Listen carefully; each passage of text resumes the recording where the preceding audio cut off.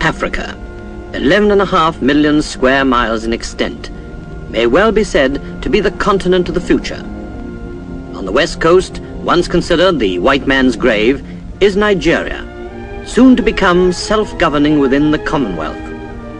Nigeria is divided into 3 regions. The largest, the northern, came under the protection of the British Crown as recently as 1900. It is a land old in history, where, as one might expect, the old ways die hard. Once camel trains left for the long trek across the Sahara to the Mediterranean.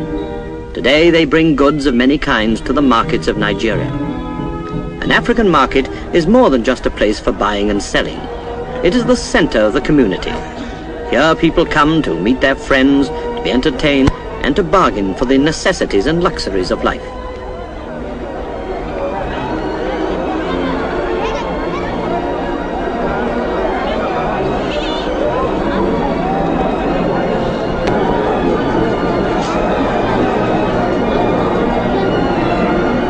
There are snake charmers to watch, an age-honored pastime which never seems to pall.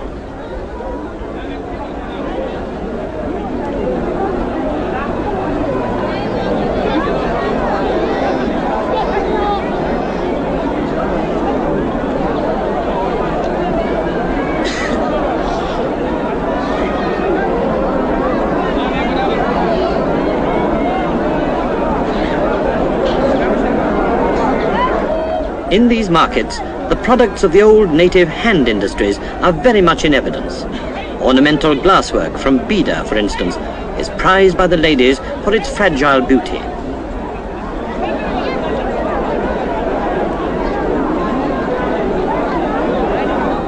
For centuries, this ancient skill has been passed from generation to generation of craftsmen. True 20th century bottles today supply much of the raw material. But it in no way detracts from the quality which lies hidden in the loving care of those who all their lives have tended the fires and wrought with infinite patience the red-hot fragments of glass.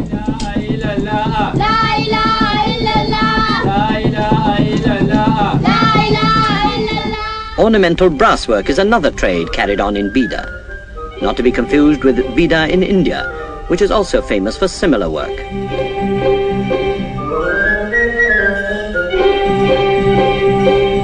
The reconciling of modern production methods with the older skills is one of the problems which is being solved by the northern region's government. It is mainly a problem of time and education. Many of the old village potters, for instance, know nothing of modern tools. Even the elementary wheel is unknown to them.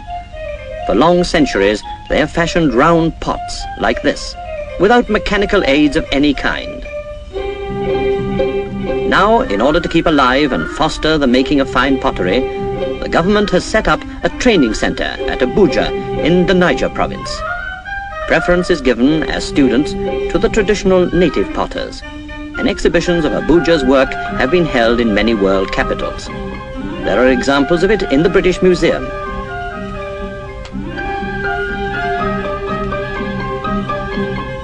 Now, history again. This time in the dye pits of Kano, still used as they have been for centuries to produce the same color, a blue which has become almost the trademark of Africa. Many long lifetimes have been spent in dipping and re-dipping the material until the color becomes a part of it. Weaving is perhaps one of the most worldwide of cottage industries. As in other lands, every effort must be made to prevent it dying out completely, else the art of craftsmanship will soon be lost. But in a growing country, the older methods must give place to new ones. And here in Kaduna, a big new textile mill is in production. This Established by the Northern Region Development Corporation, together with a famous British firm, the workers are nearly all Nigerian. Modern industry and modern methods come easily to them. There is a great canvas and rubber shoe factory in Kano.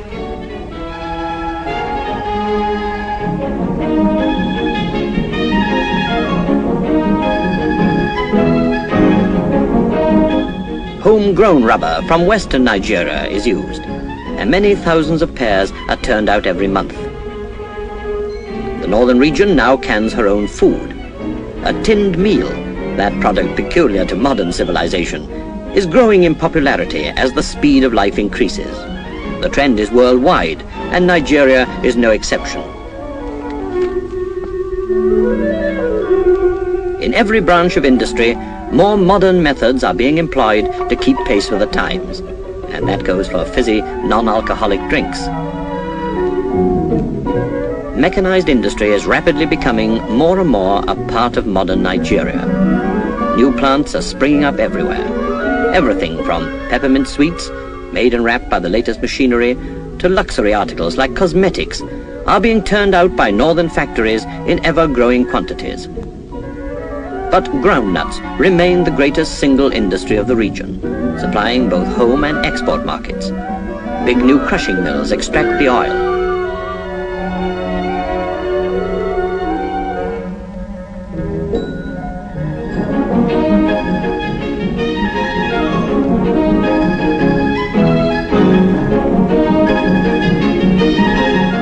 The residue is used as cattle food, and most of it is exported to Britain.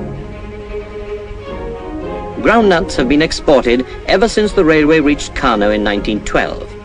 And nowadays, over 27 million pounds worth go abroad annually.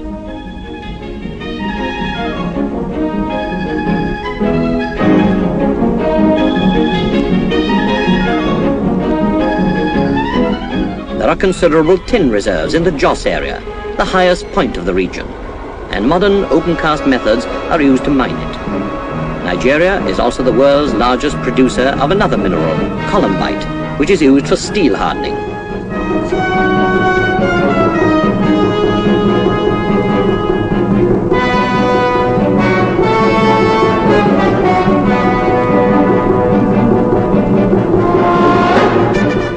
Afterwards, as in British open-cast sites, the soil is put back and the land returned to agriculture. For agriculture is still the main occupation of the region's 18 million people, 2/3 of which depend on groundnut cultivation for their living. Other crops are grown on a smaller scale. Yams, for instance, are mainly for home consumption. Nowadays, great efforts are being made to increase the yield of rice. Cotton is another of the northern region's most profitable exports. But it's perhaps in the vast cattle areas that we can best see the old way of life, particularly that of the Fulani tribe, the traditional herdsmen of the north. Even in so ancient a pursuit, the administration has had to take a hand. Cattle diseases of many kinds are very prevalent, and a careful control of movement and preventative medicine are necessary if they are to be stamped out altogether. Control posts have been set up, and an inoculation service is readily available. Trypanosomiasis, or sleeping sickness, is the biggest destroyer of herds.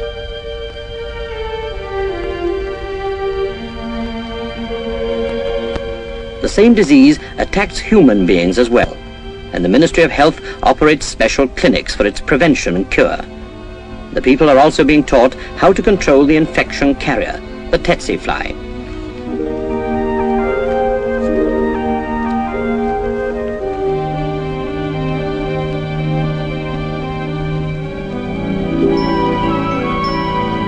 Another scourge is age-old, leprosy. Today, nobody need die of leprosy if treatment begins early enough. Educating people to consider it just another illness and the setting up of clinics like this are being given maximum priority. Care is being taken to ensure a skilled staff for this ever-growing health service. There are training hospitals in Kano, Zaria, Jos, Katsina, and Makurdi, where nurses-to-be get practical experience in the operating theatres and wards.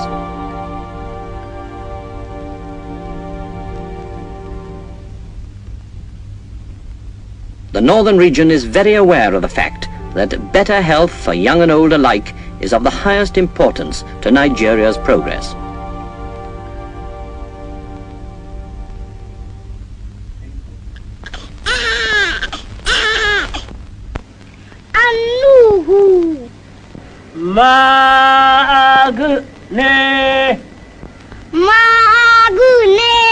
Education, too, is without doubt one of the keys to Nigeria's future.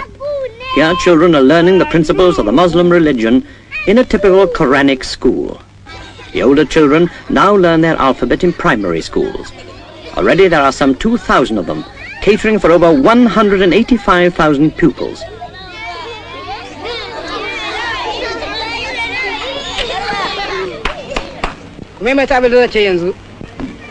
A, B, C. A over x minus 3 plus B over x minus 3 squared plus C over x. Higher education is provided in the colleges. This one is at Zaria. Throughout the region, schools of many kinds covering many subjects have been opened. For the people are well aware that self-government will carry many responsibilities, and only a well-learned community can hope to make progress in single competition with other lands. Female education, too, is becoming more general, and girls now have the opportunity to learn a wide range of subjects previously denied to them.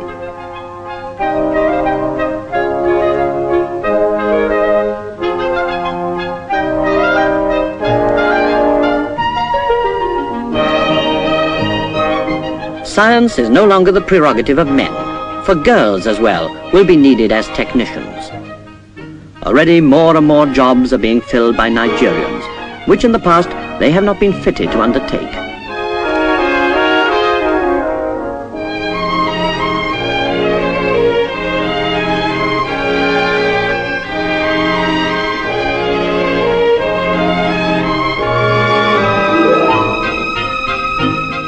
Science, as applied to agriculture, is taught in the secondary schools. To train personnel for all levels of local government, there is an Institute of Administration.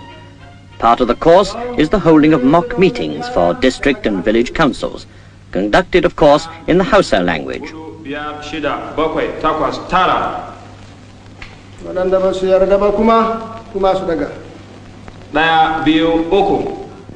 The Institute plays an important part in the drive to Nigerianize the regional government. At present, the Executive Council governs the region. Here in Lugard Hall, Kaduna, a meeting is in progress, presided over by the governor and attended by the Premier and Cabinet. Why is this legislation necessary when we already have two similar legislation, one of which was enacted this year? Perhaps you'd care to explain that point, Premier. Yes, sir. The Northern Regional Government does not raise loan directly other than from the Northern Regional Marketing Board. Our previous legislation did not give us power to raise loan from the Federation, and that is why this law is necessary. The more local functions of government are carried out by councils. The natural ruler of the area presides. In this case, the Sultan of Sokoto. Again, the proceedings are in Hausa. As in Britain, the system is one of decentralization, with the various levels corresponding to the county, borough, town and parish councils, each with its own responsibility for various aspects of the administration. Here, for instance, is a district council in session.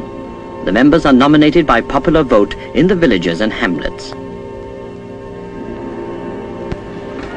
Fine mosques bear witness to the devout faith of the majority. Unlike the other regions, the population of the north is predominantly Muslim, but complete religious toleration is enjoyed.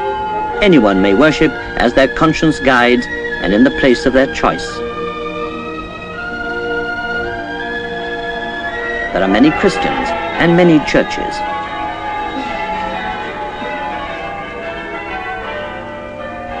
Northern Nigeria is a land of tradition and pageantry, of strange instruments and sinuous dances.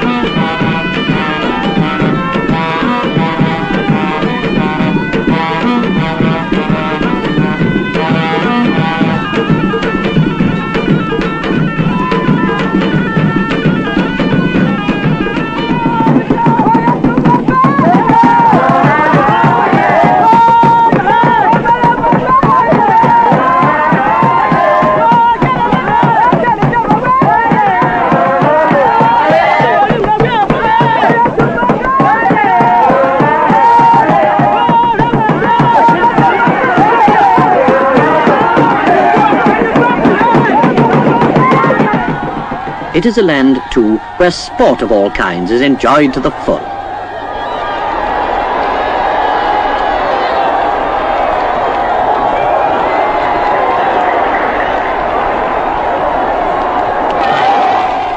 To Western eyes, perhaps the rule seems strange, but it's all part of the fun in Nigeria.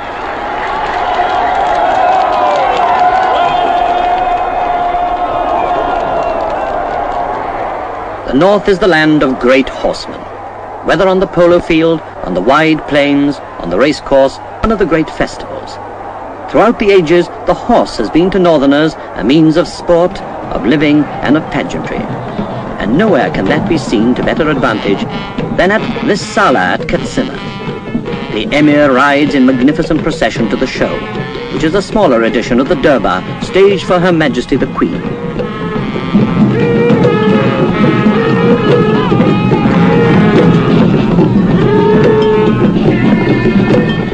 The climax is always the Jahi, the charge.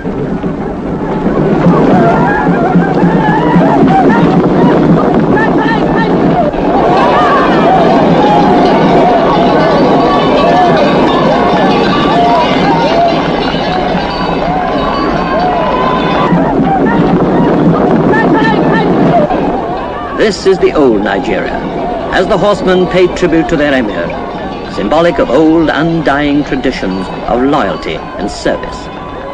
But above all, the Nigerians are a river people. Their history has been shaped and their country named by the waters which traverse the land. The Niger and its great tributary, the Benue, have through long ages been trade route and lifeline, as well as a means of competition and sport. There is nothing a Nigerian likes better than a regatta, like this one at Pategi.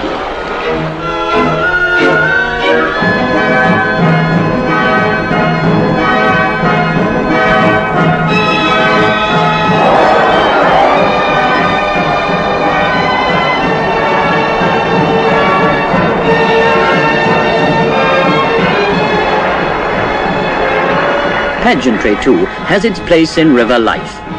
There can be no gayer sight than the parade of decorated craft. It is almost as if the people were paying tribute to the great rivers which have opened up their country.